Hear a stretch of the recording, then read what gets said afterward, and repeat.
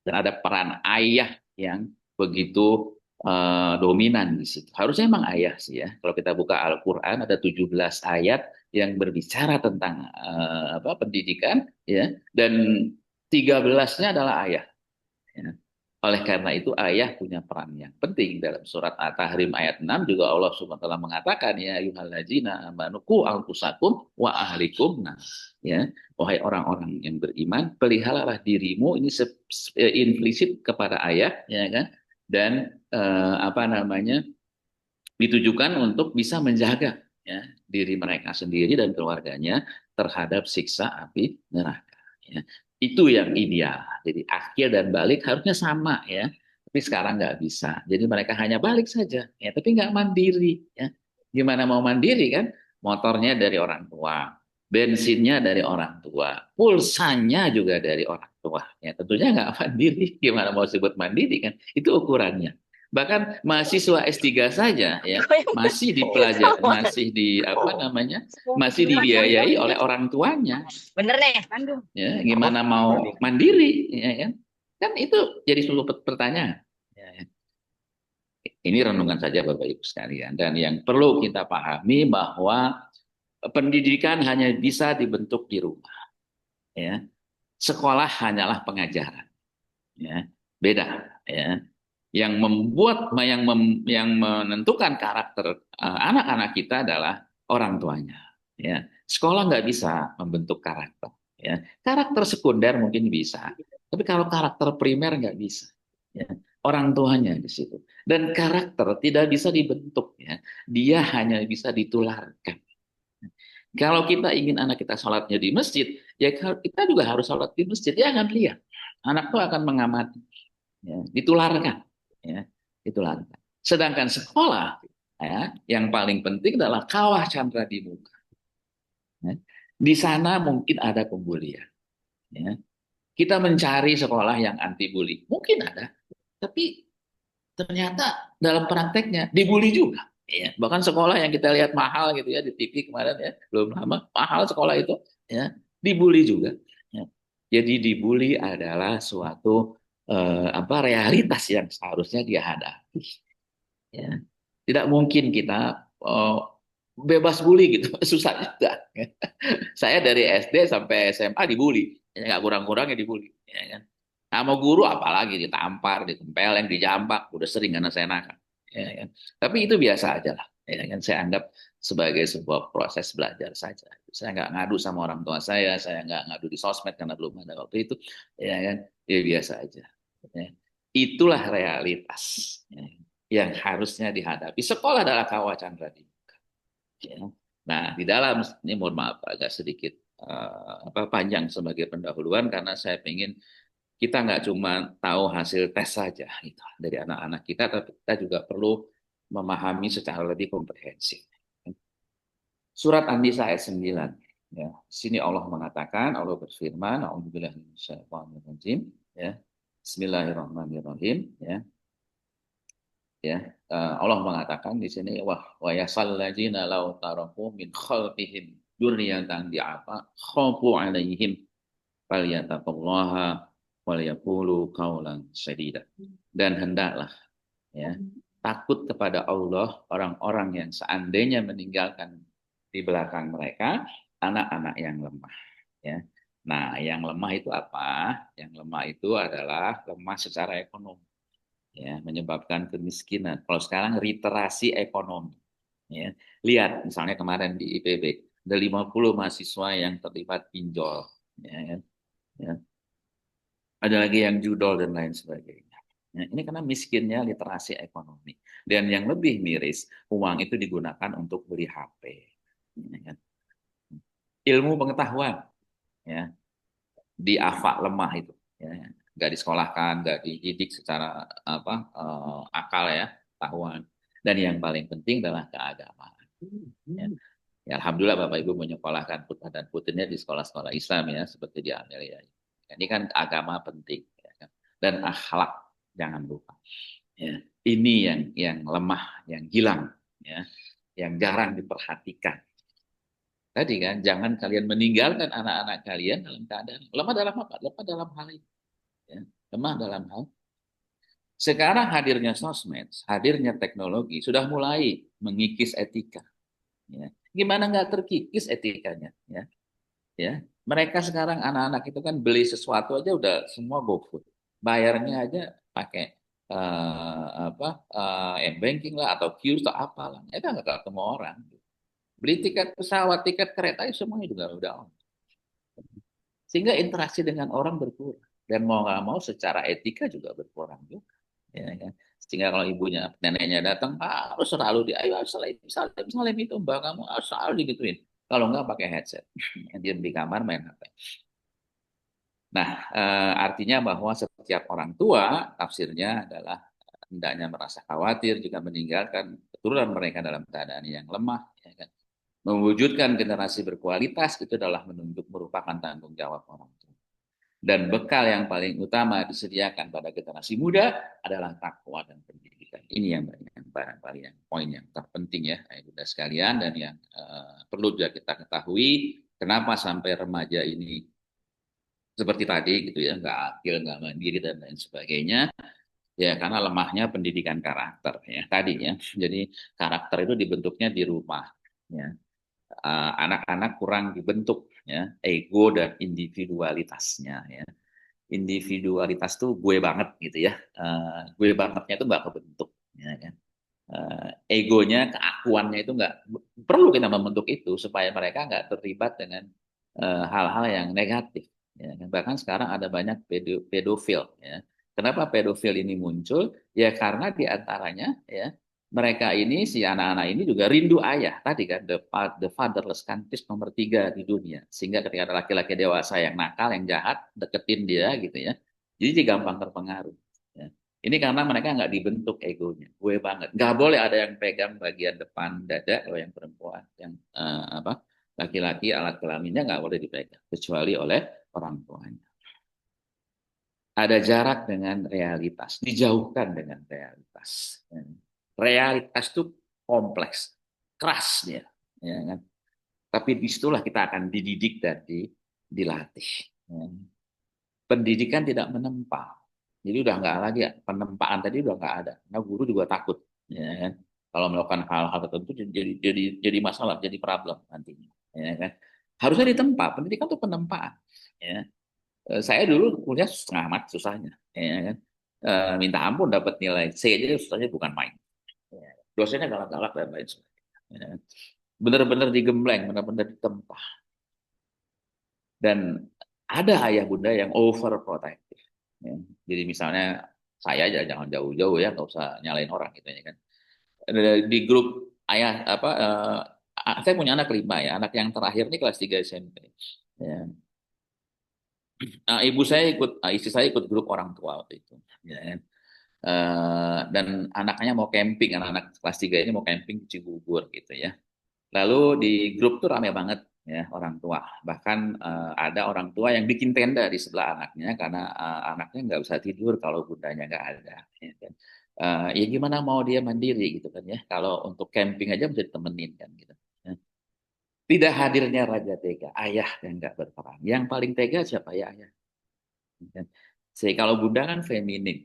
Bunda itu kan 75% feminim, 25% maskulin. Ayah itu 75% maskulin, 25% feminim. Kalau pendidikan didominasi oleh bunda, ya 75% akan feminim. Dan yang terakhir, terkebirinya fitrah eksploratif anak. Ya, ya. Jadi semua serba dibatasi, semua serba dari orang tua yang menentukan anaknya harus begini gitu ya. Saya ngajar ya di UI tadi saya bilang bahwa di saat ini di Fakultas Hukum ada 55 mahasiswa yang akan didemo. Ya. Kenapa? Ya saya bilang kenapa pada konselornya ada pertemuan konselor se-UI saya diminta ngajar waktu itu dan si konselornya mengatakan bahwa 55 orang anak ini bukan berarti nggak pinter ya. 55 anak ini pintar tapi mereka nggak mau sekolah di Fakultas. Itu problemnya. Ya. Nah ini sebagai awal ya, yang Bunda sekalian, saya nggak berpanjang lebar, kita akan langsung masuk ke itu sebagai awal untuk membuka paradigma kita, cara pandang kita dalam melihat generasi yang lahir di hari ini. Dan mari kita masuk ke bagian yang terpenting yaitu tesnya, bagaimana kita membaca hasil tes ini ya kan. Sekarang mari kita lihat skor rata-rata IQ di berbagai negara. Ya kan. Indonesia ya ternyata nggak termasuk negara-negara yang secara IQ baik secara populasi ya. Kalau individu secara individu ya banyak yang baik. Secara populasi enggak ya. Kita tidak masuk ke dalam apa namanya negara gitu ya yang IQ-nya ini masuk di 5 besar. Enggak. Kita ada di urutan nomor 67 ya. Jadi IQ rata-rata orang Indonesia ini hanyalah 84 saja. Ya. 84 saja. Ya, jadi nggak besar, ya, nggak besar. Dan memang dalam kenyataannya nanti kita akan lihat bahwa IQ itu tidaklah berkontribusi signifikan terhadap kesuksesan. Enggak, ya Bunda sekalian. Ya, enggak signifikan. Ya, enggak signifikan. Ya. Ini sekedar sharing saja, jangankan IQ gitu ya kan. Yang namanya IPK sekalipun ya karena saya ngajar gitu ya, IPK sekalipun juga nggak signifikan di dalam menentukan kesuksesan. Ya. Nggak signifikan. Ya. Nggak signifikan ayah bunda. Ya. Ini sharing aja ya ayah bunda sekalian, karena juga saya yakin ayah bunda juga kuliah juga, ya kan orang-orang cerdas, orang-orang pintar juga, gitu ya kan. Harvard tuh pernah meneliti, ya. Harvard pernah meneliti. Bagaimana mahasiswa Harvard itu perguruan tinggi terbaik di dunia. Uh, Mahasiswa yang IPK-nya cum laude 4,0 kerja di mana? Ya. Ternyata mereka menjadi kepala divisi, menjadi ya orang-orang penting lah ya di perusahaan-perusahaan besar di Amerika. Ya. Lalu bagaimana yang IPK-nya nggak nyampe cum laude lah, ya kan? Katakanlah IPK-nya biasa-biasa saja, gitu ya kan? Oh ternyata mereka menjadi direktur di perusahaan-perusahaan, ya kan? Dan yang lebih mencegahkan, mereka-mereka yang IPK-nya cuma pas-pasan di Harvard menjadi pemilik dari perusahaan. Jadi nggak signifikan. Karena banyak yang menentukan. Ini bukan berarti IPK nggak penting, IPK penting, ya. Tetapi nanti kita lihat apa yang paling penting. Ya. Nah, secara riset, ya, IQ itu hanyalah menyumbang 20% untuk kesuksesan. Ya. Justru yang harus kita kembangkan pada anak-anak kita adalah yang 80%. Ya. Apa itu kecerdasan emosi? Ya. Nanti kita akan lihat. Ini yang paling penting. Jadi bukan IQ, ya nggak jadi masalah IQ itu, ya kan. IQ saya juga nggak bagus-bagus banget ya, ayah bunda. Mungkin rata-rata kalau kita saya rata-rata bawah gitu ya, jelek juga sebenarnya IQ-nya. Ya. Tapi sekali lagi tadi nggak menentukan, ya nggak menentukan. Dan menurut riset yang dilakukan oleh Thomas Stanley, ya kan, ini saya ambil dari seminarnya di sebuah BUMN, ya kan. Uh, Faktor-faktor yang signifikan itu 10 ya, banyak ada 100 gitu ya. Ya. Ternyata nggak ada di 10 ini ya. IQ nomor berapa? Di nomor 21 kan, di nomor 21 dan lulus dengan terbaik tadi kan IPK-nya tinggi gitu ya, di nomor 23 ya. Perguruan tinggi juga nggak ada di situ ya, nggak ada. 10 kita lihat, jujur, disiplin ya, good interpersonal skill ya kan, dukungan dari pasangan hidup kalau sudah menikah, bekerja lebih keras daripada yang lain ya kan? Mencintai apa yang dikerjakan ya, kepemimpinan yang baik kalau udah jadi leader ya kan? Semangat ya, ini kan luar biasa ya. Yang paling penting apa ya, jujur ya, jujur. Makanya Finlandia hari ini sampai dengan hari ini menjadi negara paling bahagia di seluruh dunia 8 tahun berturut-turut. Kenapa? Karena di sana masyarakatnya adalah jujur.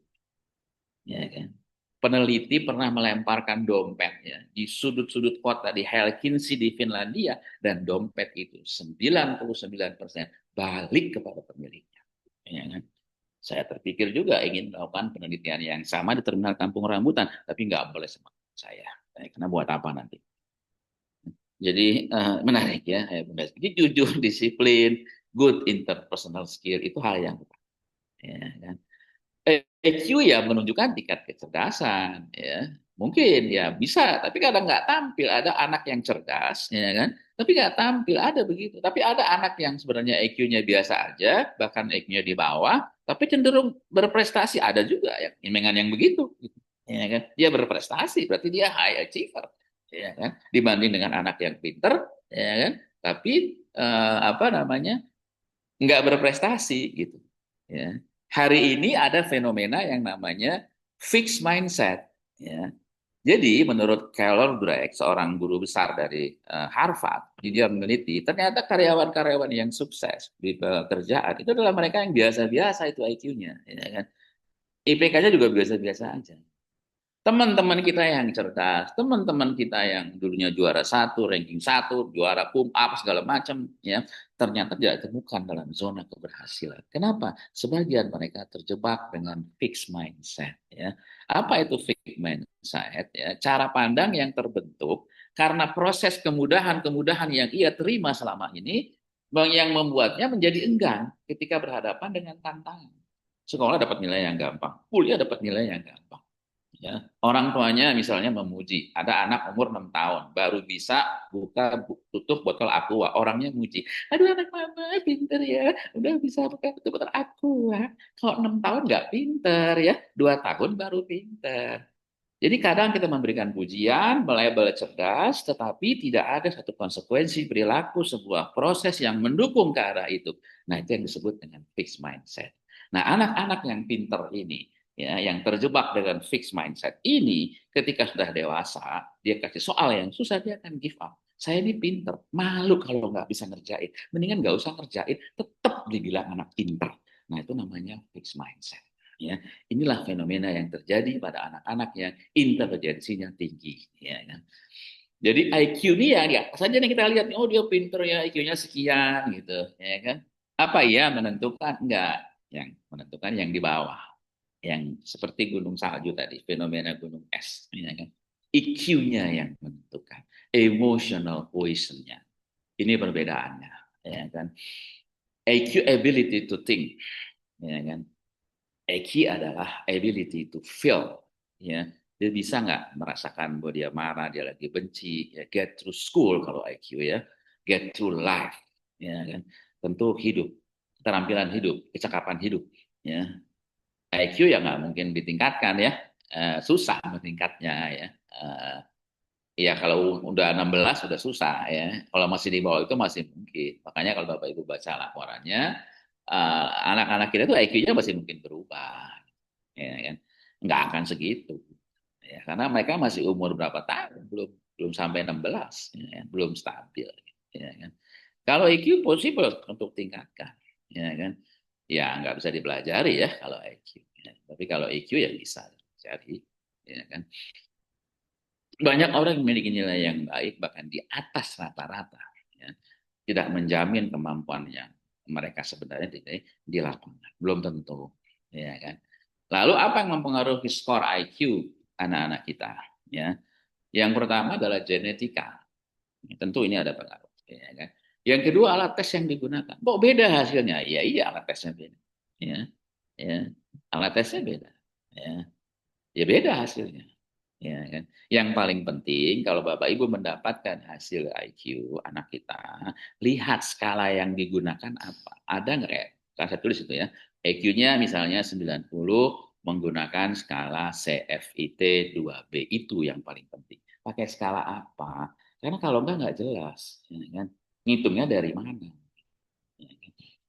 Yang kedua ya, ketiga ya kondisi fisik. Mungkin saja dia lagi sakit, mungkin saja emosinya lagi terganggu, ya, lagi ngamut, ya pengaruh. Karena psikologi bukan ilmu eksak, ya kan? Bukan sesuatu yang kayak di medis gitu ya, obat gitu ya. Enggak, dia ilmu sosial. Enggak bisa, variabelnya banyak banget yang mempengaruhi. Ya kan? Lingkungan lagi bising atau bagaimana. Bisa. Usia, jelas pengaruh. Ya kan? Apalagi usia sampai 8, ya, tiap 3 bulan berubah tuh IQ-nya. Ya. Jadi nggak bijaksana kalau sebelum 10 tahun gitu. Ya kan, minimal ya 10 tahun lah ya kan. Tapi lebih bagus lagi nanti ya, dites lagi nanti kalau udah SMA. Ya kan? Atau dia mengalami problem personal ya, dia kecanduan apa namanya HP misalnya, itu juga sangat mungkin. Ya kan? Karena kan sekarang banyak anak-anak yang mengalami kecanduan HP, game atau sosmed, itu membuat mereka menjadi kurang konsentrasi. Itu pengaruh juga sekalian ya. Jadi ini yang mempengaruhi skor anak kita ya. Ini klasifikasinya, ya, klasifikasinya. Sekali lagi, yang paling banyak berhasil, yang paling banyak sukses adalah mereka-mereka yang IQ-nya adalah ya antara 80 sampai dengan 109. Ya. Itu yang paling banyak berhasil. Ya. Yang di atasnya malah sedikit. Ya, tadi kan sudah saya jelaskan. Ya, ya. Karena saya pintar gitu ya, cenderung males gitu kan. Wah, gue pinter, wah gampang gitu ya kan. Akhirnya jadi males, nggak tertantang. Beda dengan yang mereka biasa-biasa aja, tertantang luar biasa, tekun gigi, ya kan. Nah, langsung saja nanti tanya jawab ya, Bapak Ibu sekalian ya. Ini psikogram yang sudah ada di hadapan Bapak Ibu kalau membuka alat hasil tesnya, ya kan. Ada intelijensi umum, ada daya tangkap, ada daya analisa, ini hal-hal yang umum ya. Ada juga aspek-aspek kepribadian yang masih sangat umum tentunya. Dan kalau disimpulkan sebenarnya kekurangan-kekurangan yang ada masih wajar ya. Jadi mereka memang anak-anak yang dalam tubuh dan berkembang ya, emosi mereka belum stabil, percayaan diri itu belum belum terbentuk dengan baik. Memang seperti itu. Memang masih wajar sih kalau kayak gitu ya. Dan secara intelektual juga mereka sangat mungkin untuk tumbuh dan berkembang ya. Ini kira-kira seperti itu ya, apa namanya, aspek-aspeknya. Lalu kemudian ada skala yang kita gunakan sampai 10, itu jarang ya di BS gitu ya. 9 10 kita menghindari karena hebat banget gitu ya kan. 7 8 udah bagus. Sebenarnya 5 6 aja sudah bagus sih Bapak Ibu sekalian. Karena ini beda dengan nilai. Jadi jangan dihubungkan dengan nilai prestasi ya. Beda nilai prestasi nilai sekolah itu karena faktor belajar ya kan.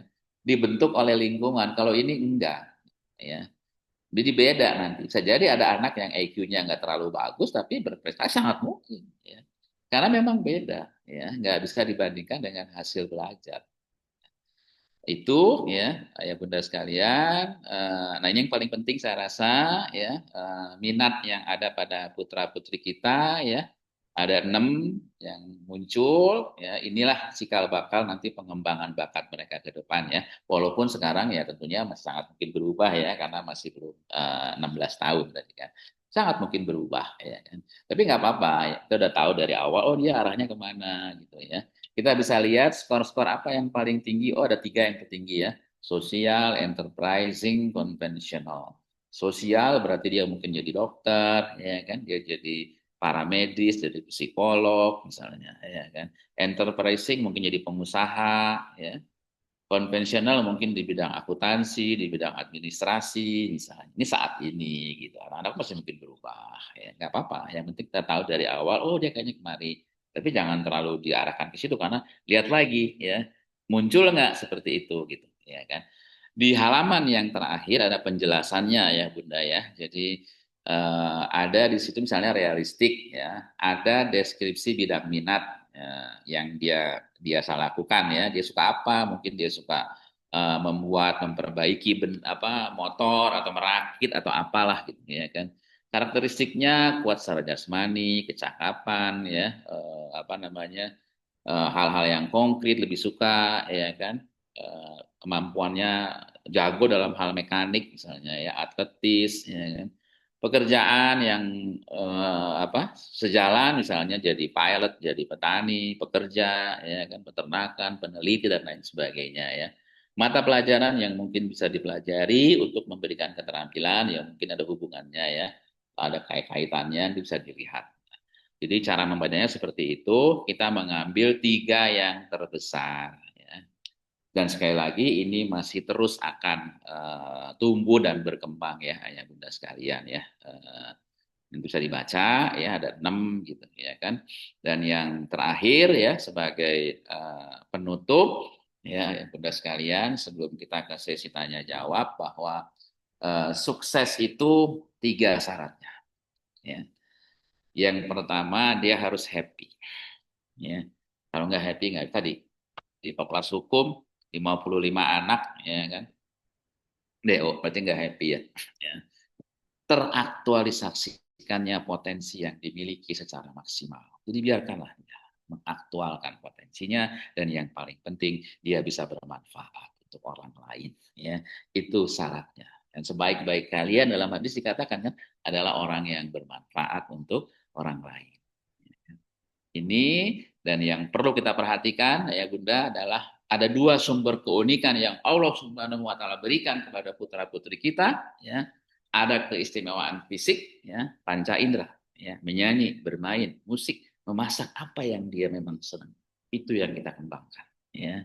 Atau dia sifat yang produktif ya. Misalnya dia bisa memimpin, dia bisa melayani, bisa mendengar orang ngomong berjanja, suka merawat binatang dan lain sebagainya. Ini ya. Perhatikanlah dua hal. Ini yang kita kembangkan.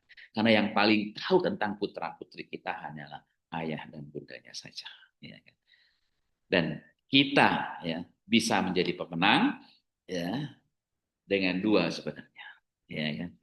Lebih hebat susah. Ya, bunda, susah lebih hebat itu. Yang paling penting adalah unik dari orang lain. Ya, seperti di sini misalnya ada Putri Aryani yang punya suara emas yang begitu luar biasa, yang bisa memukau ya, dunia. Mas dapat Golden Buzzer, maju menjadi Got Talent ya, di American Got Talent. Ya. Unik dari mana tadi? Dari dua hal ini. Ya. Perhatikan saja hal-hal. Ya kan? Perhatikan saja. Ini yang terus kita pupuk nanti ke depannya. Saya yakin mereka akan menjadi anak-anak yang luar biasa. Ya. Dan kita juga bisa belajar dari mereka-mereka ini. Ya, ini adalah namanya W Misa. Ya kan? Kebakar ya. Naik motor gede gitu ya, kecelakaan, kebakar 90%. Ya. Sempat didiagnosa human vegetative human, manusia tumbuhan. Nggak bisa ngapa-ngapain, lumpuh total, cuman bisa gerakin mata. Tapi dia punya semangat hidup yang luar biasa. Ya. Dan menjadi seorang motivator dan pengusaha yang sukses sampai hari ini. Ya. Jadi tidak ada yang sia-sia yang Allah ciptakan. Ya, ya, ya, nggak ada. Ya. Ini lebih parah lagi, nggak punya tangan dari lahir. Jessica Chok. Ya. Tapi bisa mengendarai Boeing 737 itu di belakangnya pesawat. Ya, di belakangnya pesawat. Ya. Ini lebih parah lagi, nggak punya tangan, nggak punya kaki. Ya, kan? Kurang apa cacatnya orang ini. Ya. Tapi apa yang terjadi? Dia menjadi seorang yang luar biasa. Diundang di Bali terutama oleh sebuah perusahaan asuransi untuk memberikan motivasi dan dibayar nggak mahal ya, cuma 2 miliar untuk 1 jam. Ini kurang apa? Cacat. Disable apa? Ya, kan? Tapi punya prestasi yang luar biasa. Nggak ada yang sia-sia yang ciptakan. Ya, kan? Ini lebih parah lagi Bapak Ibu. Esrep Air Magan, Turki. Ya, buta. Lahir dalam keadaan buta. Ya. Apa yang terjadi? Dia bisa melukis. Mana ada orang buta tahu warna? Nggak ada. Orang buta nggak tahu warna. Ya. Dibawa ke Harvard, direkam pada saat melukis. Apa yang terjadi dengan gelombang otak? Di bagian depan otak ini, frontal ini ternyata menyala. Mukjizat yang Allah berikan. Ya. Sama dengan Najah. Ya. Ya. Anak yang mengalami serebral palsi tapi hafal Quran. Ya, kan? Almarhum ibunya sudah meninggal ya. Allah yarham. Ya. Semoga Allah merahmati karena dari ibunya lah ya dia bisa menghafal 30 juz Al-Qur'an. Jadi nggak ada yang sia-sia. Nggak ada anak yang punya keterbatasan. Nggak ada. Mereka punya kemampuan dan mereka bisa berhasil suatu saat. Ya. Nah barangkali ini ayah bunda sekalian sebagai pengantar ya sebelum kita berdiskusi nanti pertanyaannya boleh yang berhubungan dengan tes maupun yang tidak berhubungan dengan apa hasil tesnya. Ya. Saya pikir itu terima kasih ayah bunda sudah memperhatikan. Mohon maaf kalau ada hal yang kurang berkenan. Wabillahi taufiq wal hidayah. Assalamualaikum warahmatullahi wabarakatuh. Waalaikumsalam. Waalaikumsalam warahmatullahi wabarakatuh. Masya Allah, menarik sekali Pak Hamdi pemaparannya. Jadi gini Pak Hamdi, jadi saya kadang juga berpikir, hmm, kadang yang kita lihat itu angka saja gitu Pak Hamdi. Yang dilihat psikotes itu yang dilihat tuh IQ-nya dulu gitu. Iya, iya, iya. Emang begitu, Bu. Bukan cuma Ibu. Hmm. Baik, Ayah Bunda, eh, hari sekarang sudah sesi diskusi dan tanya jawab. Jadi kini saatnya kita membuka sesi diskusi dan tanya jawab bagi ayah dan bunda yang memiliki pertanyaan. Silahkan bisa menggunakan emot raise hand supaya terlihat di layar. Bisa dibuka mikrofonnya dan sebutkan nama dari kelas 6 apa dan pertanyaannya. Baik, coba saya Bu Asti lihat dulu ya. Oh, di sini ada Alova dan Gerard. Bunda Alova, ada pertanyaan, bisa dibuka mikrofonnya. Bunda Alova.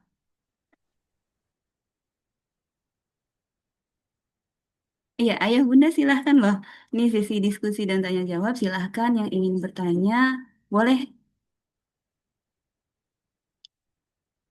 boleh raise hand.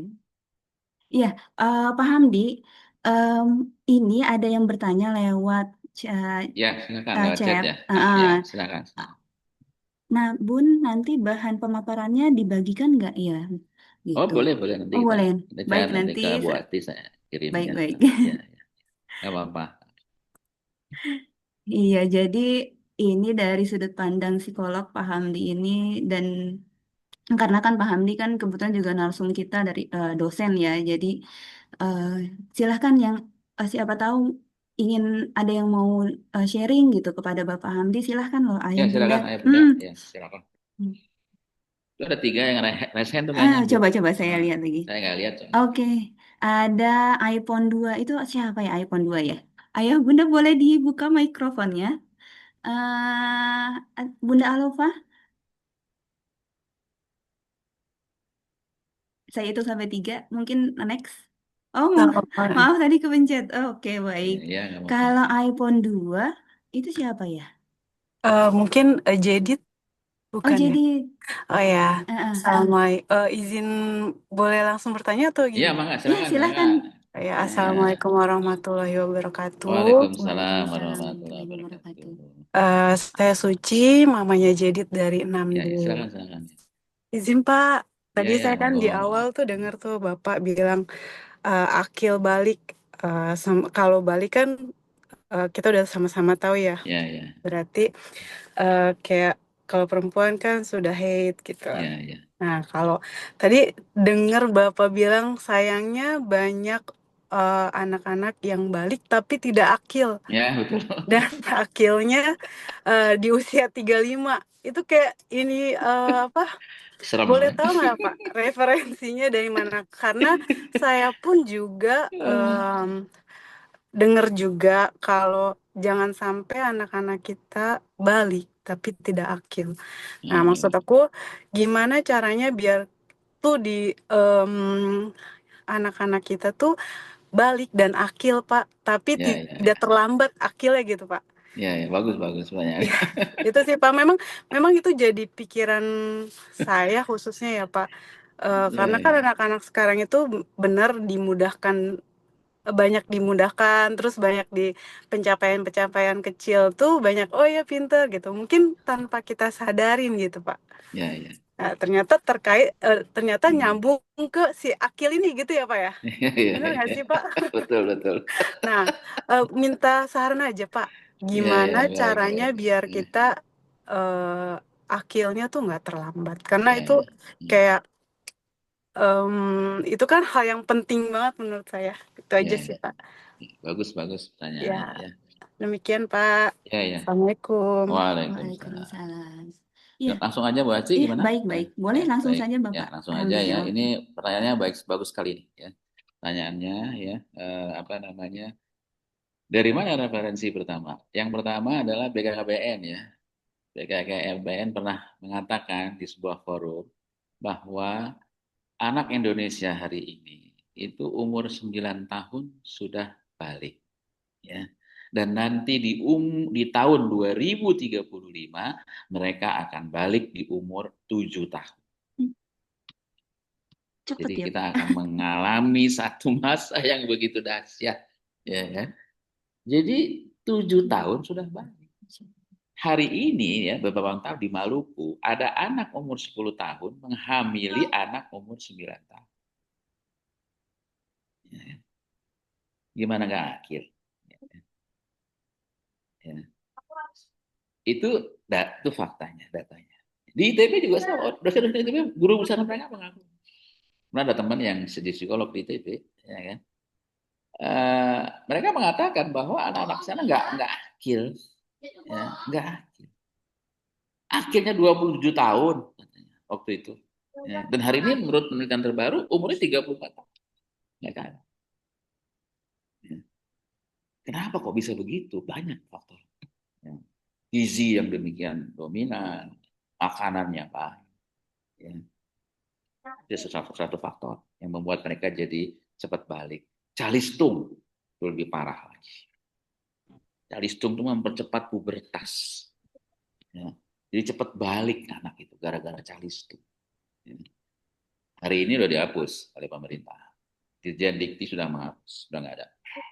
Kita lagi menjadi salah satu tes masuk 2026 kalau nggak salah. Ya. Itu pesan Kementerian Dikti. Ya. Itu bagus, kita respon. Ya. Dia sudah mulai ngerti. Nggak boleh calis. Itu bahaya. Ya. Di TK diajarin disiplin, lebih parah lagi. Ya. Mana bisa anak TK disiplin? 0 sampai 7 tahun adalah fase pertumbuhan.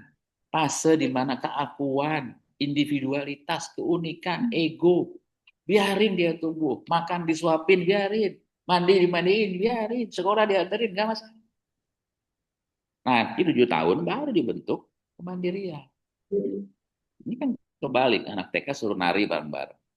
Mana bisa anak TK nari bareng-bareng? Nggak bisa. Ada yang liatin yang nari, ada yang nangis, ada yang ketawa. Dikasih Lego nih, suruh bikin Lego, ya nggak bisa. Ya. Mereka hanya bisa sama-sama main, tapi bermain sama-sama nggak bisa. Karena role play namanya, sama-sama main, nggak bisa. Ya kalau udah disamain, udah disiplinin, udah dikasih PR, udah dikasih calistung, ya cepet balik, cepet balik. Lalu bagaimana supaya dia akilnya seimbang? Ya, idealnya kalau dalam Islam itu 14 tahun ya, akil balik itu seimbang, 4 mazhab sepakat. Ya. Bung Karno dulu ya, umur 21 tahun sudah berbicara di depan parlemen Belanda. Bung Karno. Hamka itu umur 19 tahun sudah merantau ke Mekah untuk belajar agama. Sudirman umur 25 tahun jadi jenderal. Saudara-saudara kita yang mendeklarasikan Sumpah Pemuda tahun 28, umurnya 14 sampai dengan 15 tahun. Hari ini ada yang begitu. Ya, susah nyari. Nah, lalu bagaimana supaya dia bisa jadi akil? Ya, ya pertama dia harus dihadapkan dengan problem, dengan masalah. Ya. Perlu dihadapkan. Jangan ya dijauhkan dari masalah. Hadapkan dia dengan masalah. Ya, itu yang paling pertama. Dan kalau perlu, kasih satu masalah yang lebih sedikit lebih tinggi dari usianya. Supaya dia mikir. Kalau di usianya sama aja. Kasih sedikit yang lebih tinggi. Sedikit aja, jangan terlalu jauh. Dan yang kedua, ya berikan dia tanggung jawab. Latih dia tanggung jawab. Mulai tanggung jawab dengan hal-hal yang sederhana dulu. Ya, kan? Misalnya kalau anak TK, anak SD gitu ya, pulang dari rumah, pulang sekolah tasnya dilempar gitu ya kan. Ya biar jangan ditegur gitu. Jangan diambil juga tasnya, biarin aja. Besoknya dia mau sekolah bingung.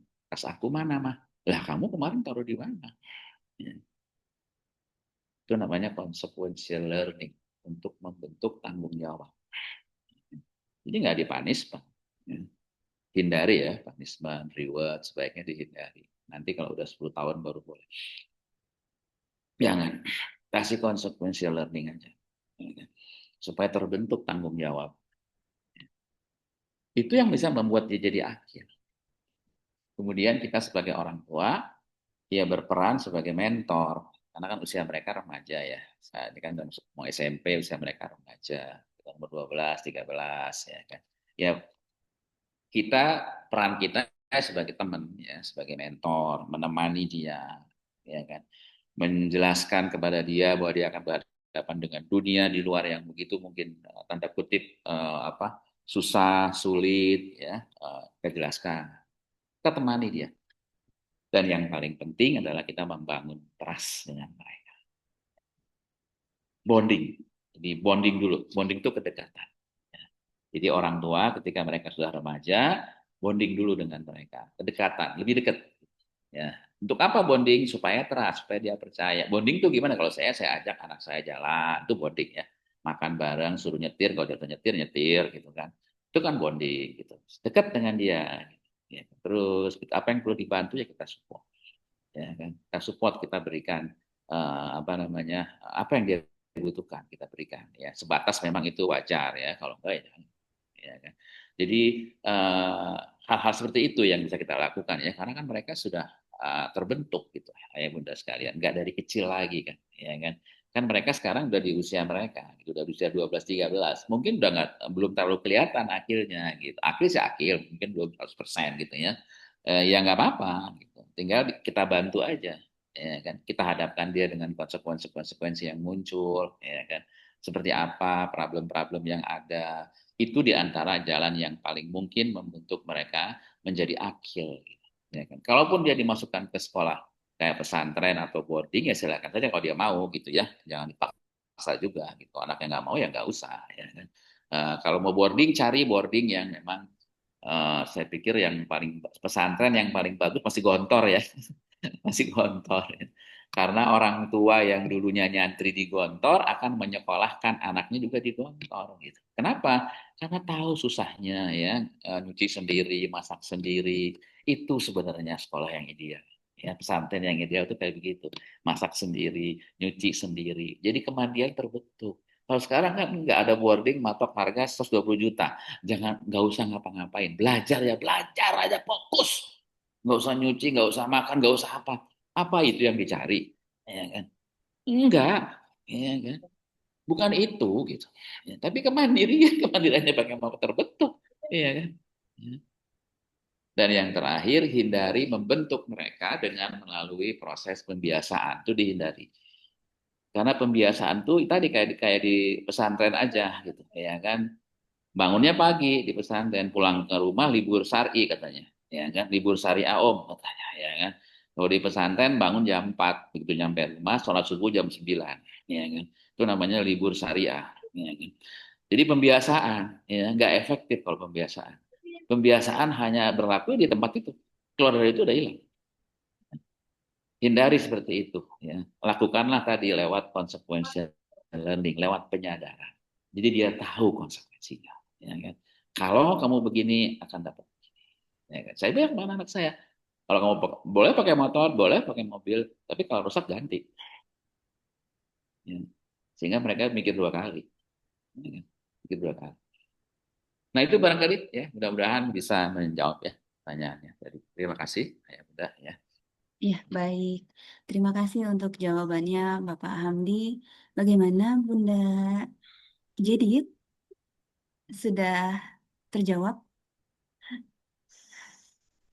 Ya, baik. Kita ke pertanyaan selanjutnya ya. Ya silakan. Untuk yang raise hand di sini ada Bapak Ardiansyah. Nah, ayah Sheila. Silahkan dibuka mikrofonnya ayah. Silahkan langsung bertanya kepada Bapak Hamdi. Ya, Assalamualaikum. Bu Asti, Bapak Hamdi. Ya, waalaikumsalam Ya, Bapak, monggo ya. Waalaikumsalam warahmatullahi wabarakatuh. Iya, saya pertama sedikit kaget lihat hasil Oh iya iya. tes IQ anak saya ya.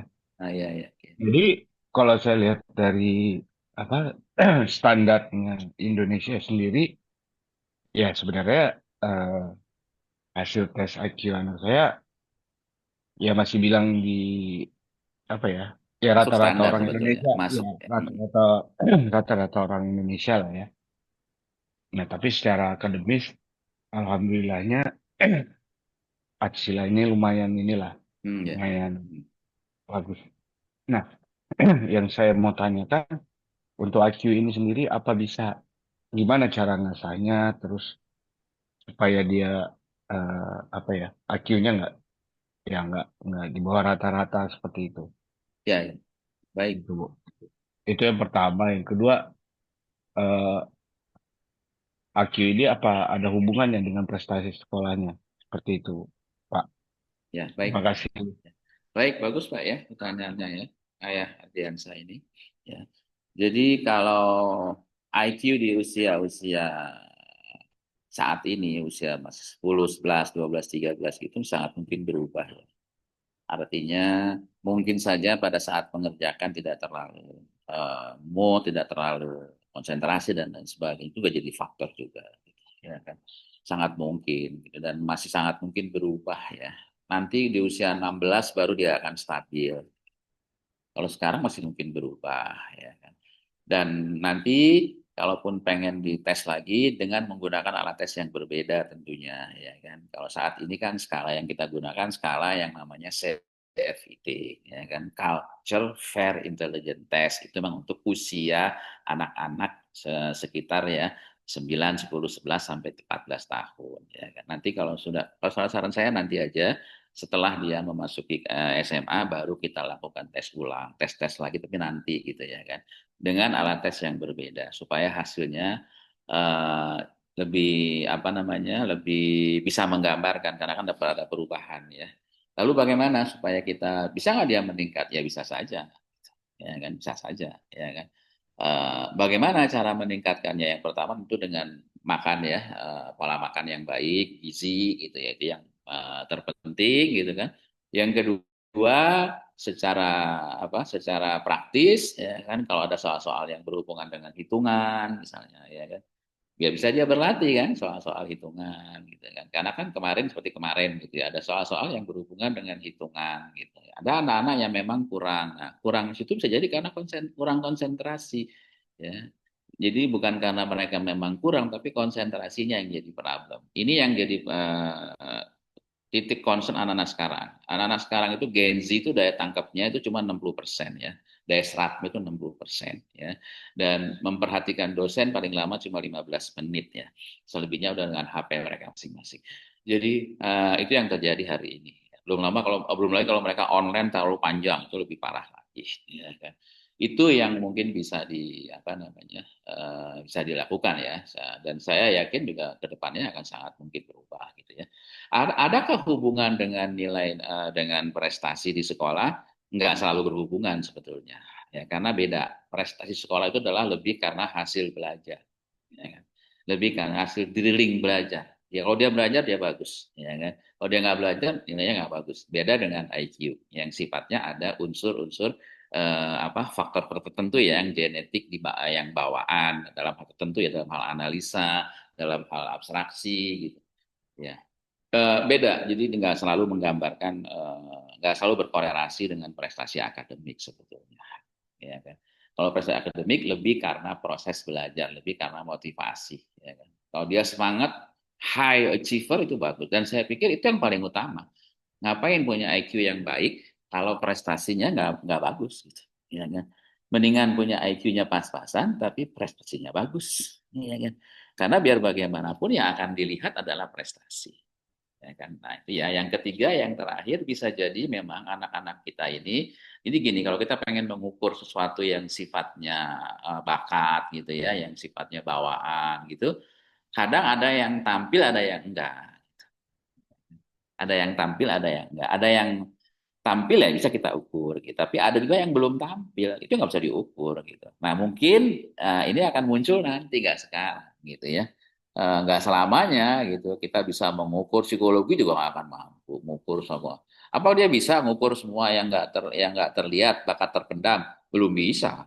Ya, orang belum tampil, yang terukur yang tampil yang sehari-hari aja, yang kelihatan bisa kita ukur gitu. Ada saatnya dia akan setiap anak tuh punya bakat yang banyak sebenarnya ya. Sekarang mungkin dia punya bakat musik, tapi dia akan berubah lagi. Nanti dia akan menekuni hal yang berbeda lagi. Terus sampai nanti dia mencapai puncak di usia 40 tahun. Ya. Jadi golden age, ya, usia terbaik ya, saat kita mencapai puncak daripada potensi, kapasitas, karir, dan lain sebagainya, itu di atas 40 tahun. Ya. Sehingga para nabi itu diangkat di atas usianya 40 tahun ya. Karena masa golden age ya kan. Masa golden age. Bahkan 90% ya dari 92% dari peraih Nobel ya itu usianya di atas 50 tahun. Ya, di atas 50 tahun. Karena puncak karir tadi, golden age penting. Saat sekarang yang paling penting 0 sampai 15 adalah pembentukan karakter aja dulu. Kita perkuat aja karakternya 0 sampai 15. Ya. Kita perkuat. Nanti umur 15 sampai dengan SMP ya, sampai dengan umur 40 itu kompetensi. Diajarin bahasa Inggris, diajarin macam-macam apa, les ini, les itu di usia itu. Ya, kan? Dan nanti dia akan mencapai puncaknya di usia. Nah itu barangkali mudah-mudahan bisa menjawab ayah yang saya. Terima kasih. Iya, Ayah Sheila, apa ada yang mau ditanyakan kembali atau sudah sesuai? Cukup, Eh, cukup Bu. Oh, Terima baik-baik. kasih. Iya, baik, Alhamdulillah. Untuk selanjutnya mungkin ada pertanyaan lagi dari orang tua murid ataupun mungkin Ibu Guru ada yang mau bertanya. Oh, Ayah Hafiz. Baik, Ayah Hafiz silahkan dibuka mikrofonnya. Silahkan Baik, langsung. terima kasih, Bu Asti. Iya, Assalamualaikum warahmatullahi wabarakatuh. Waalaikumsalam Waalaikumsalam. warahmatullahi wabarakatuh. Ya Pak, izin bertanya Pak, Ya, monggo silakan. terkait dengan hasil apa namanya hasil nilai psikotes kemarin ya Ya, Pak. ya, Mungkin ya, kalau silakan. dilihat sih, mungkin sama tadi dengan Pak Andreas juga ya. Sebenarnya ekspektasinya lebih tinggi daripada hasilnya. Tapi tadi sampai disampaikan oleh Pak Hamdi bahwasanya masih bisa berkembang ya Pak nilainya. Ya, betul. Sangat Cuman mungkin, Pak. Ya, ya, cuman saya ada sedikit pertanyaan nih Pak terkait ya dengan monggo, apa monggo. namanya Hmm. dengan anak-anak sekarang ya terkait dengan konsentrasi ya Pak ya. Konsentrasi artinya apa namanya ke fokusan mereka dalam hal belajar atau juga apa namanya dalam hal keingintahuan akan sesuatu. Ini mungkin saya membandingkan dengan anak pertama, Pak. Betul anak pertama perempuan Ya, ya, Pak ya. monggo, monggo. Jadi mungkin kalau yang pertama tuh sepertinya lebih agile, lebih fokus gitu, Pak, dalam dalam apa namanya menyerap atau memperhatikan sesuatu gitu, Pak.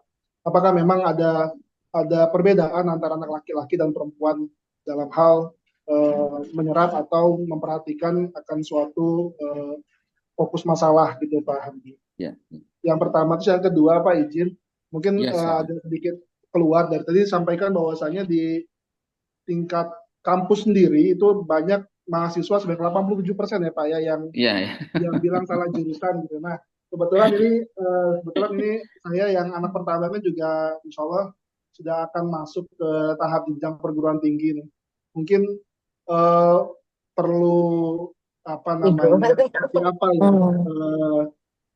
arahan atau kiat-kiat kita sebagai orang Ya, tua ya, ya. supaya paling tidak jurusannya tidak salah tapi sudah sejalan gitu loh Pak Hamdi. Mungkin Ya, ya. demikian. Terima kasih. Assalamualaikum. Waalaikumsalam warahmatullahi wabarakatuh. Ya, luar biasa pertanyaannya ya. Bagus sekali dari Ayah Hafiz ya.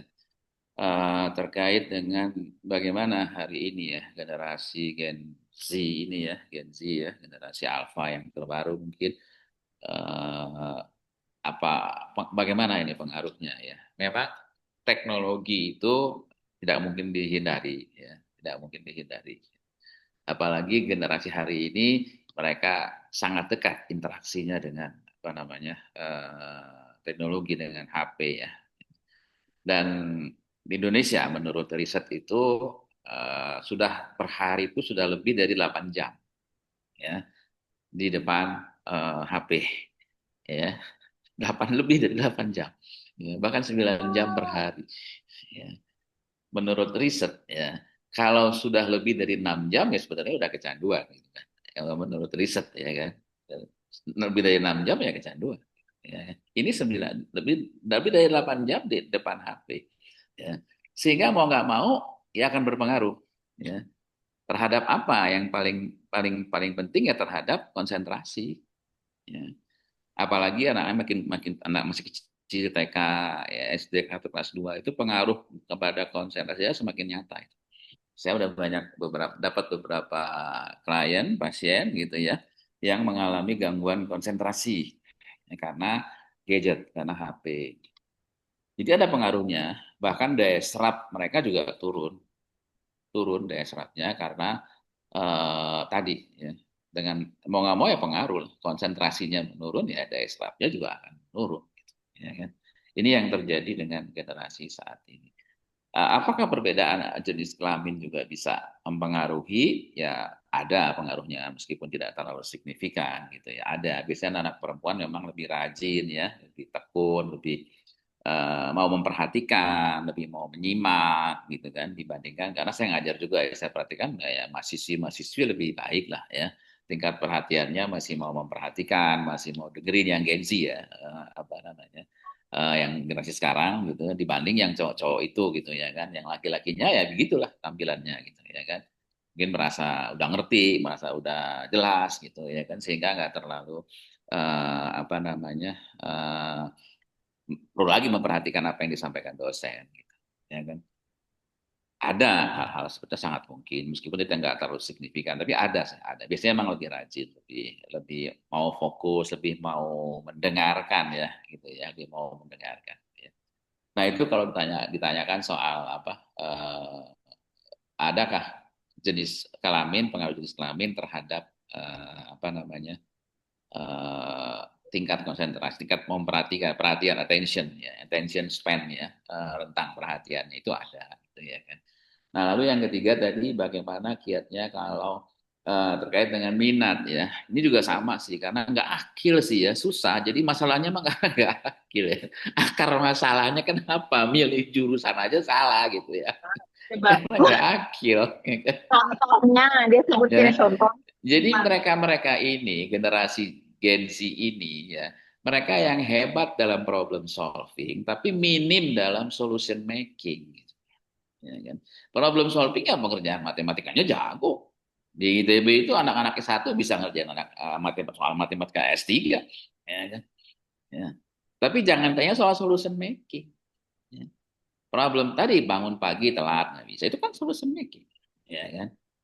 Suruh ngelola uang aja nggak bisa. Di Jakarta dulu uang jajannya harian waktu SMA. Ketika kuliah uang jajannya bulanan, ya nggak bisa ngelola uang bulanan. Ya. Minggu pertama makannya di Solaria, ya, minggu pertama, minggu kedua ya sudah berubah. Ya. Jadi yang serba 10.000 misalnya, yang serba 12.000. Ya kan? Minggu ketiga udah Indomie. Ya. Minggu keempat duitnya habis tinggal minum Roma aja. Ya kan?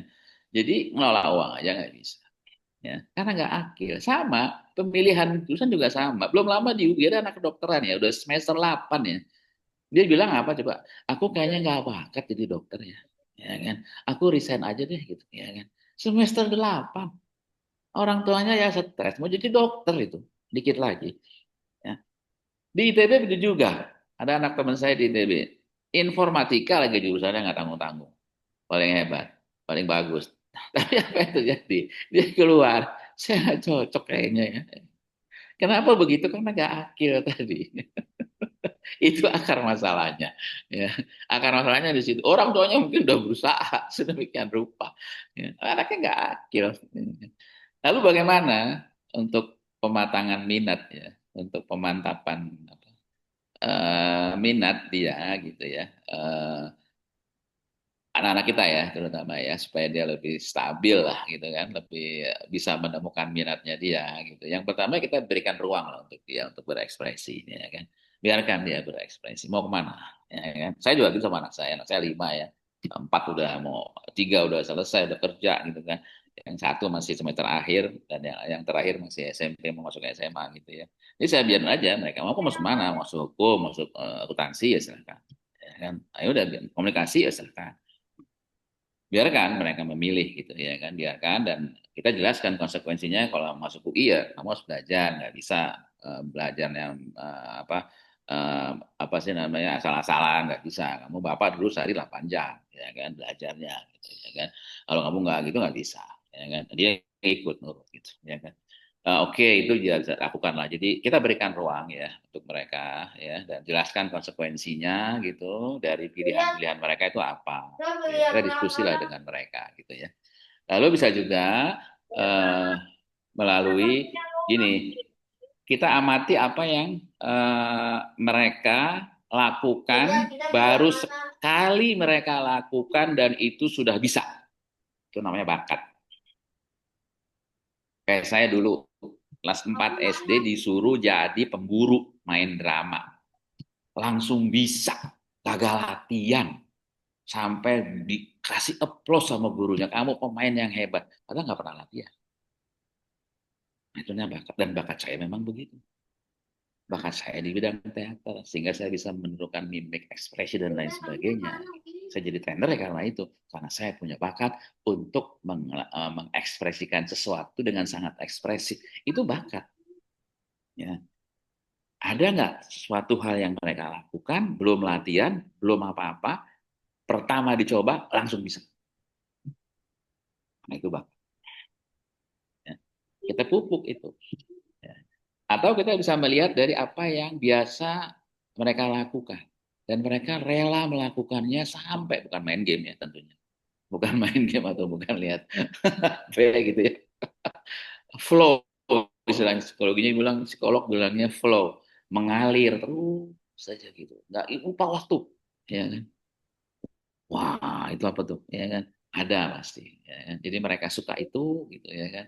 Eh, mereka menggambar, saya yang pertama tuh suka gambar, kok gambarnya bagus banget gitu kan. Ya udah kamu desain grafis mau. Ya kan? Jadi dia menikmati itu. Cari hal-hal yang seperti itu yang itu buat mereka mungkin apa namanya bakat mereka lah ya, minat dan bakat mereka. Yang terakhir ya bisa melalui psikotes ya, tes minat ya. Tapi nanti ya, jangan sekarang. Kalau mau ke perguruan tinggi nanti di kelas 3 baru. Kalau sekarang ya nggak usah dulu karena kan dalam pembentukan. Kalau untuk perguruan tinggi nanti. Dan bakat itu bisa berubah ya. Tiap orang multi talent. Ya.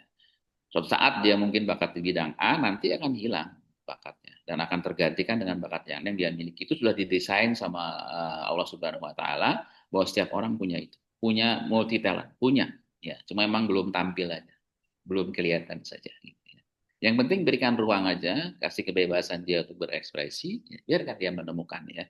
Karena passion ini nggak gampang menemukannya. Gitu. Nggak ada alat psikotes, jangan percayalah dengan alat psikotes yang begitu canggih katanya bisa ngelihat passion, nggak ada, ya nggak bisa, ya nggak bisa. Saya aja menemukan passionnya baru beberapa tahun yang lalu. Katakanlah 10-15 tahun yang lalu. Oh saya ternyata passionnya trainer, walaupun saya dosen, saya terapis, ternyata saya lebih pas jadi trainer. Jadi orang akan menemukan dengan sendirinya. Begitu, Mbak. Mudah-mudahan menjawab ya, Ayah. Iya, baik. Terima kasih untuk Bapak Hamdi untuk jawaban dari Ayah Hafiz. Bapak Hamdi, mohon maaf. Oh ya. Untuk sesi pertanyaan ini, Ya, Bapak Hamdi ingin lanjutkan atau masih membuka sesi atau? Boleh silakan. Oh baik. Masih ada. Iya, jadi gini Bapak Hamdi, saya karena ada yang sudah chat ini di kolom silakan, chat. silakan. Jadi ada yang izin bertanya melalui melalui chat box-nya Zoom. Jadi di sini ada pernyataan kemungkinan ini yang dari awal. Good interpersonal skill ini termasuk dalam 10 besar 100 faktor kesuksesan. Ya, betul. Betul ya. Ya. Apakah anak laki-laki usia 13 tahun dapat mengembangkan kompetensi interpersonal tersebut gitu? Ya. Dan bagaimana cara mengembangkannya? Ya, Gitu. bagus Dari Mami pertanyaannya. Dustin. Ya, bagus ya, Bunda ya, pertanyaannya baik sekali ya. Karena memang itu yang harusnya dikembangkan ya. Jadi yang menentukan kesuksesan itu adalah soft skill. Ya. 70% itu soft skill. Soft skill itu keterampilan berhubungan interpersonal, punya banyak teman. Ya. Dan hari ini banyak orang tua yang membatasi pertemanan. Jangan berteman sama dia. Orangnya begini, nanti kamu ke bawah-bawah. Ya udah ya nggak punya teman. Ya kan? Sama ini nggak boleh, itu nggak boleh. Ya kan? Ya berteman ya resiko. Ada yang baik, tapi emang jahat semua tuh kan enggak gitu loh. Teman-teman yang enggak, yang jahat mungkin satu dua aja gitu ya. Yang nakal satu dua aja, sebenarnya baik-baik kok. Jangan khawatir ya Bunda ya. Kadang-kadang suka takut gitu ya. Enggak ya. Itu resiko. Jadi biarkan dia berteman ya. Apalagi anak laki ya. Umur apa namanya 13 ya sudah boleh diajarkan hubungan dilatih interpersonal skillnya sudah boleh gitu ya. Asal jangan di bawah 7 tahun ya, di bawah TK jangan. TK nggak boleh diajarin berbagi, ingat ya, nggak boleh. Ya, itu bahaya. Itu yang akan membuat mereka mudah dilecehkan oleh laki-laki dewasa. Nggak boleh berbagi. Ya. Berbagi nanti kalau udah ngerti, ya, baru bisa. Ya. Kalau TK nggak usah berbagi. Ya. Selfish. Ya. Ya perlu dia begitu. Kalau nggak ntar dia dikerjain loh. Ya kan dipegang-pegang diem aja. Yang cewek sama temen yang cowok. Ya kan. Pipinya dipegang-pegang.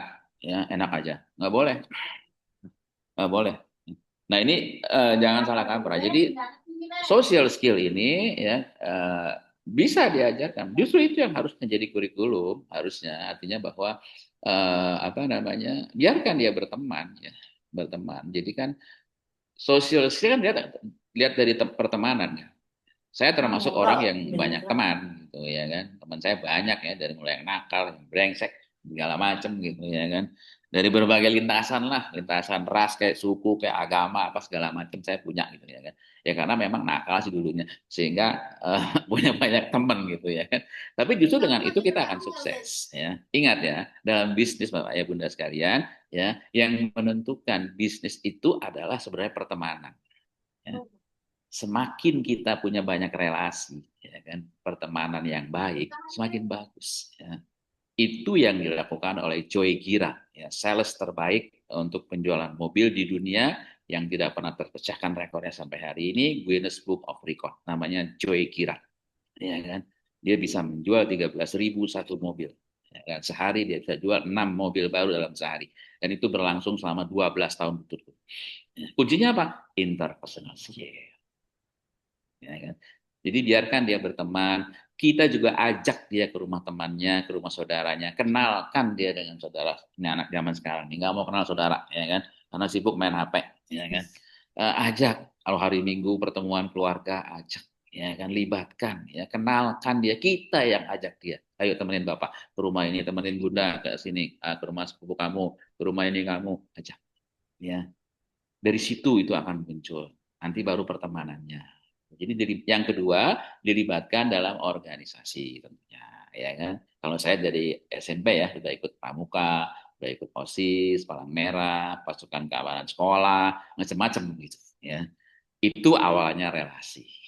Ya, organisasi dari SMP ada kan pramuka, ada kan OSIS, ada kan rohis gitu ya kan. Libatkan dia sehingga nanti itu bisa akan terasa. Ya. Nah barangkali itu ya mungkin bisa menjawab ya. Terima kasih. Iya, baik. Bapak Hamdi, ada yang tanya lagi ini. Oh ya, Izin silakan. bertanya dari Ibu Nunung. Ya, Izin silakan. bertanya, apakah Bapak Hamdi punya bimbel untuk psikologi? Oh iya, ya nanti datang aja ke rumah saya. Iya. Oh, Bapak mohon izin. Kalau misalkan ada yang minta nomor Bapak gitu Iya, untuk iya, diskusi dikasih aja. gitu, silahkan. Iya, iya, dikasih Baik-baik, aja saya ya. akan Silakan nggak siapa free tahu ya Bapak mungkin Ibu ada. ya. Kalau mau konsultasi free, bebas ya, nggak bayar. Iya, takutnya kan malu gitu. Nggak bayar. Kalau Harus konsultasi apa namanya, nanya mau langsung. nanya-nanya boleh, Hmm, ya kan gratis. malu nih Ya, nanya kan. di Zoom. Udah deh, WA aja Ya, kali ya, bisa silakan, deh. monggo, monggo, silakan, silakan. Baik, baik. Ibu Nunung, boleh dibuka mikrofonnya? Iya.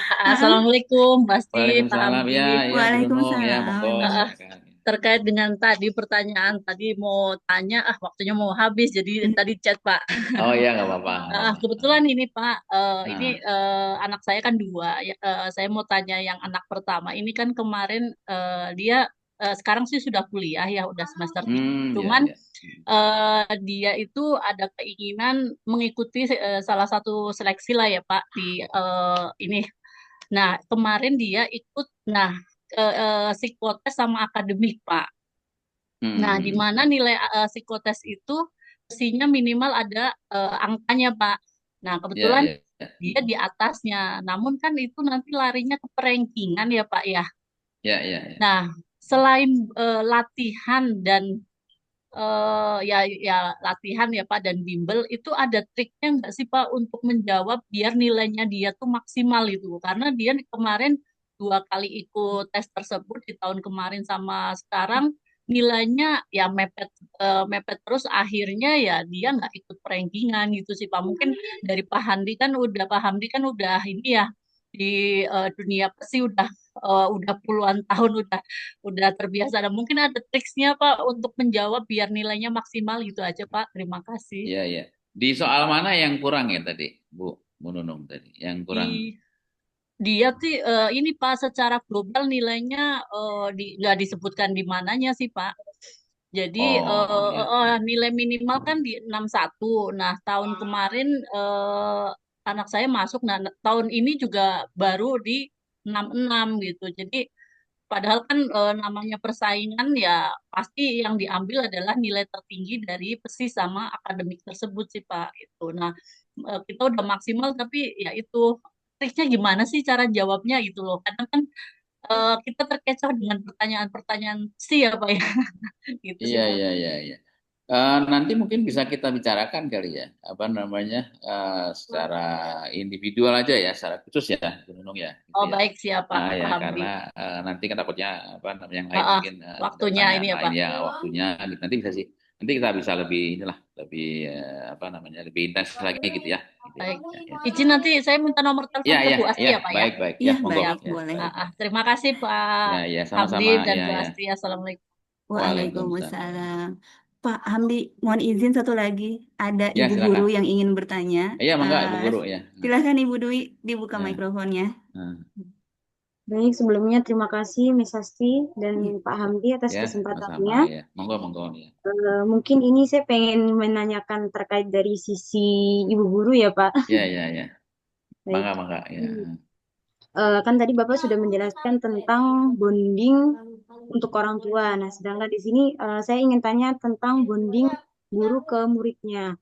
Ya, Sependek pengetahuan saya dan saya baca beberapa sumber itu guru itu zaman sekarang harus menjadi teman untuk siswanya. Tapi sedangkan dari pengamatan saya beberapa tahun ini, ketika guru memutuskan untuk menjadi atau bondingnya dia guru ke anak itu sebagai teman, malah outputnya itu tidak maksimal dan ada beberapa output yang negatif yang menurut saya itu, oh berarti ini tidak tepat gitu. Nah, menurut Bapak, bonding yang harus dilakukan guru zaman sekarang untuk anak-anak sekarang itu seperti apa dan apakah bonding dengan cara sebagai teman guru sebagai teman untuk anak-anak itu tepat atau bagaimana? Seperti itu sih, Pak. ya, ya. Ya, Baik. bagus Bu ya bertanya. Bondingnya gimana nih ya? Guru ya, bukan orang tua tentunya. Ya, memang agak beda antara bonding guru dengan ke anak gitu ya, didik dengan orang tua ke apa ke putra putrinya ya, karena memang modalitas sekolah beda dengan modalitas parent dan di orang tua beda. Gitu, ya kan?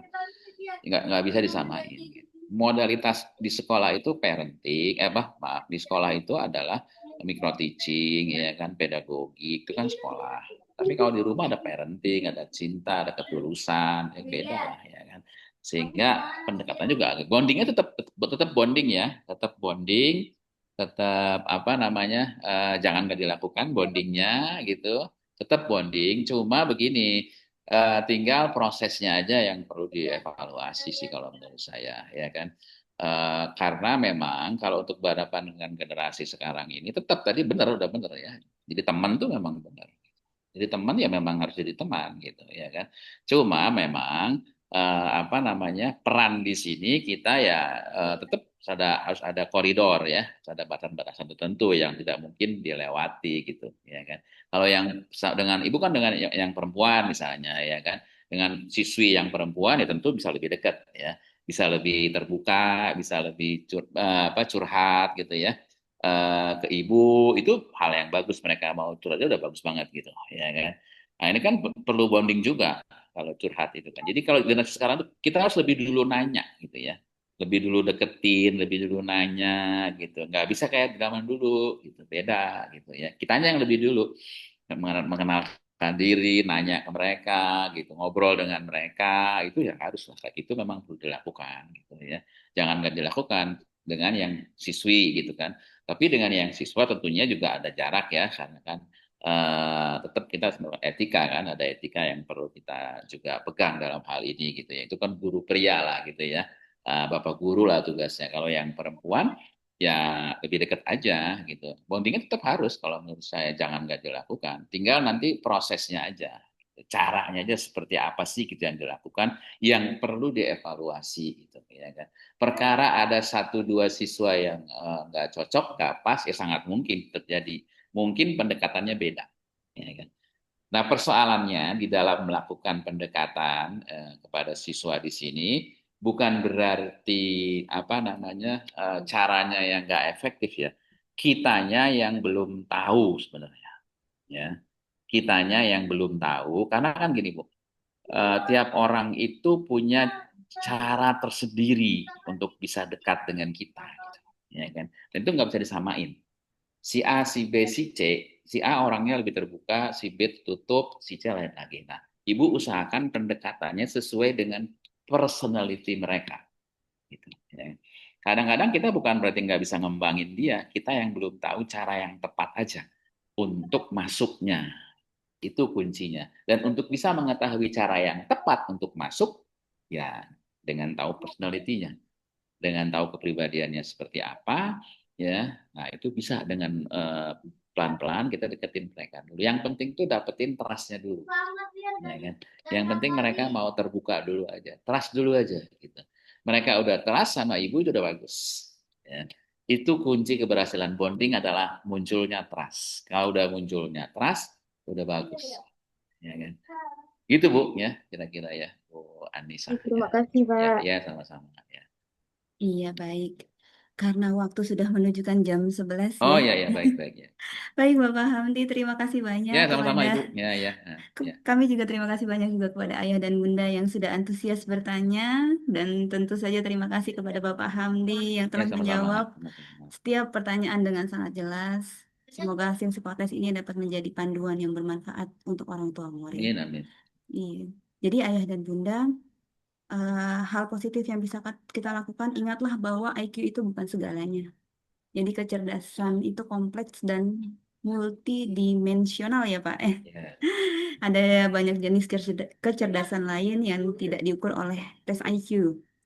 Ada ada kecerdasan emosional, ada kreatif, kecerdasan psikis dan sosial, bakat spesifik juga ada. Ya, jadi ayah bulan tidak usah terlalu, oh IQ anak saya boleh, tapi katanya Pak Hamdi tadi coba dengan pola makannya, gizinya kita ini lagi kita perbaiki kembali, gitu ya Pak Hamdi ya. Baik. Sebelum kita tutup acara, ayah dan bunda agar bisa mengaktifkan kamera sejenak ya, karena kita ingin ada sesi dokumentasi atau foto bersama, walaupun lewat virtual kita ada dokumentasinya gitu. Jadi nanti ada ruang slide 1, Bu Dwi, mohon bantuannya untuk di apa namanya, di screenshot ya Bu Dwi ya. Jadi mari kita abadikan momen kebersamaan kita di ruang virtual ini. Jangan lupa senyum, ayah dan bunda. Iya. Oke, ini slide 1. Baik. Slide 1 bisa, Bentar, Miss. Sebentar. iya sebentar, baik. Sudah Bu Dwi?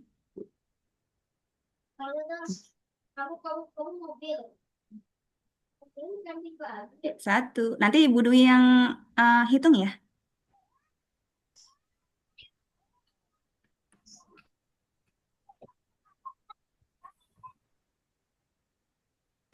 Di mute Bu Dwi, suara Bu Dwi, jadi nggak kedengeran. 1, 2, 3. Oke, satu lagi. Kita Geser ke ya. di save dulu ya, Bu. Kita ke apa namanya? Slide 2. Ayah Bunda boleh dibantu dibuka kameranya agar bisa kita foto bersama di ruang virtual. Baik. Hmm. 1, 2, 3. Sekali lagi. 1, 2, 3. Oke. Ganti slide 3 ya, Bapak, Ibu. Oke, slide 3.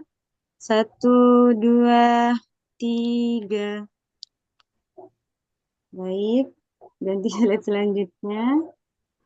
Oh, masih ada beberapa yang belum buka. Baik, Iya, baik. yang di slide 3 ya, Bu Dwi ya. Iya, betul. Gak apa-apa, namanya juga boleh, Bu Dwi. Siap-siap. Ya, 1, bisa. 2, 3. Oke. Ntar masih ada beberapa slide lagi. Hmm. Oh, ada lagi ya di tempat Bu Dwi ya? Banyak, Miss. Oh, ada slide banyak di saya, ada 3 ini. Oh, ada 5, mohon maaf. Mohon maaf, ada 3, Bu Dwi. Oh, ada. Saya pakai tablet, Miss, jadi Oh, lumayan banyak. baik-baik. Oh, iya, iya. Beda, memang beda. Baik, sudah, Miss. Sudah ya? Alhamdulillah. Baik Ayah Bunda, tidak terasa kita telah berada di penghujung acara. Kami mengucapkan terima kasih yang sebesar-besarnya kepada Bapak Hamdi atas waktu dan ilmu yang telah diberikan. Terima kasih pula kepada wali murid atas dukungannya. Tak lupa kami mengucapkan terima kasih banyak kepada seluruh ayah dan bunda yang telah hadir berpartisipasi aktif dari awal hingga akhir acara. Semoga ilmu yang kita dapat pada hari ini dapat bermanfaat untuk kita semua dan anak-anak kita. Sebagai penutup, marilah kita bersama-sama mengucapkan hamdalah. Alhamdulillahirabbil alamin dan membaca doa penutup majelis. Tuhan. Subhanakallahumma wa bihamdika asyhadu alla ilaha illa anta astaghfiruka wa atubu ilaik. Baik, saya Ibu Asti selaku MC hari ini mohon maaf apabila ada kesalahan atau kekurangan selama memandu acara ini. Bu Asti ucapkan wassalamualaikum warahmatullahi wabarakatuh. Selamat beraktivitas kembali untuk Bapak Hamdi dan Waalaikumsalam. orang tua Makasih ya. murid semua. Mohon maaf Ayah Bunda ya. Iya, mohon maaf Izin, Bu lahir Asti batin ayah dan dan bunda. Bu Terima Dwi. kasih. Semuanya izin. Terima kasih.